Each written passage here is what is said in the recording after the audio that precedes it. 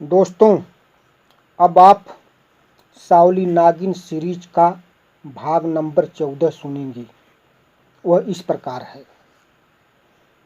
पहाड़ी नदी के किनारे एक नवयुवक साधु आसन मार कर लीन था। गेरुए वस्त्र में डूबा वह साधु अपना त्रिशूल सामने गाड़ रखा था। वह भक्ति में तो कम मगर अपने अतीत यानी गुजरे हुए दिनों के बारे में कुछ ज्यादा ही खोया हुआ था।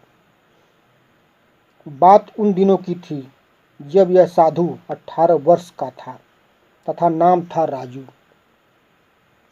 आज के 6 साल पहले राजू सिसवा थाने के लाकअप में बंद था। गोरे रंग के राजू का मुखड़ा पुलिस के डंडे की बरसात से भीग कर उस समय काला पड़ चुका था। आंखों से आंसू निकल रहे थे और दर्द से बदन अकड़ रही थी। इसी वक्त थानेदार राणा सिंह 2 कांस्टेबलों को लेकर हवालात के समीप पहुंचा।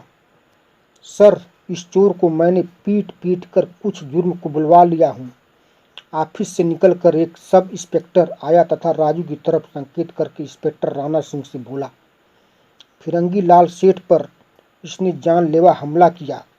यह जुर्म तो इसने बक दिया, लेकिन यह चोरी का इल्जाम अपने ऊपर नहीं ले रहा है। सर, मैंने 4 हट्ठे कट्ठे पुलिस से इसे लात, घूसों, जूतों और लाठियों से तुड़वाया और करीब 50 बेत मैंने भी मारा। कहिए सर तो इसकी उसमें पेट्रोल डालकर टॉर्चर करूं। शट अप मोटे, राणा सिंह तड़का। अब तुम सबों को कुछ करने की जरूरत नहीं। लाकअप खोलकर इस लड़की को टॉर्चर रूम में ले चलो। एक मोटा रूल और 2 पुलिस वालों को भी साथ लेकर चलना। जी सर, मोटे बोला। फिर राणा सिंह इंस्पेक्टर ऑफिस की तरफ बढ़ चला। क्षणोपरांत राजू टॉर्चर रूम में था। उसे टॉर्चर रूम में बने एक गोल स्तंभ में बांध दिया गया था। 10 मिनट बाद राणा सिंह दानव माफिक कमरे में दाखिल हुआ और अपनी दहकती हुई आंखों से राजू को घूरा। राजू कांप उठा। राणा सिंह नपे तुले कदमों से उस लड़की के पास पहुंचा और सामने रखा रिवॉल्विंग चेयर पर बैठ गया। क्या नाम है रे तेरा?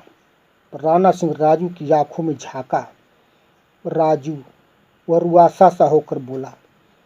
कहाँ के रहने वाले हो? बघेलपुर। तो तू बघेलपुर का रहने वाला है।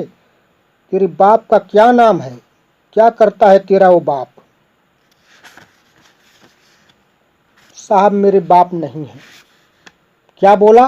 राणा सिंह गरजा और कुर्सी छोड़कर थोड़ा पीछे खिसक कर कहा, तेरा बाप नहीं है? तू बिन बाप का पैदा हो गया हरामजादे, कि तेरी माँ तुझे अपने कुंवारेपन में ही जन्म दे डाला? साहब, कहने का मतलब ये नहीं, मतलब कि मेरे पापा अब इस दुनिया में नहीं हैं। 3 माह हुए मेरी मम्मी भी इस दुनिया से चल बसी। मतलब तू अपने घर में अकेला है? नहीं साहब, मेरी बहन सीमा भी है। ओह, तो तेरे पास एक बहन भी है। कितनी उम्र की होगी वो तेरी बहन? शादी करने योग्य हो गई है मेरी बहन सीमा। तूने गुलदान से फिरंगी लाल सेठ का सिर क्यों फोड़ा? साहब, मैं फिरंगी लाल सेठ के यहाँ नौकरी की तलाश में गया था। उसने मुझसे। क्या उसने? राणा सिंह राजू से पूछा।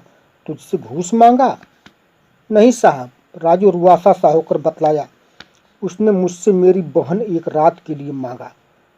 तब तूने क्या किया? इंस्पेक्टर पूछा। मैंने गुलदान उठाकर फिरंगी लाल पर हमला बोल दिया। मेरा क्रोध आसमान छू गया था। चटाक! राणा सिंह का उल्टा हाथ राजू के गोरे गाल से टकराया। राजू के नौतेरे दांत हिलकर रह गए। उसे वैसे लगा जैसे वह बेहोश होकर गर्दन मोड़ देने वाला हो। तभी इसी वक्त उस साधु की तंद्रा भंग हो गई, कारण कि उसके कानों में खटखटाती किसी के बूटों की आवाज आई। वह एकाएक राजू की जगह साधु रूप में आ गया। वह देखा सामने नदी के किनारे से होकर खटखट चट्टानों की बूट बजाती कोई लड़की आ रही थी। लड़की साधु को देखते ही ठमकी। सावली जी आप? साधु बोला। हाँ बाबा, मैं सावली, लेकिन आप मुझे कैसे जानते हैं? अब आगे की कहानी अगले एपिसोड में सुनिएगा। और यदि आप इस चैनल को सब्सक्राइब नहीं किए हैं तो सब्सक्राइब कर लीजिए।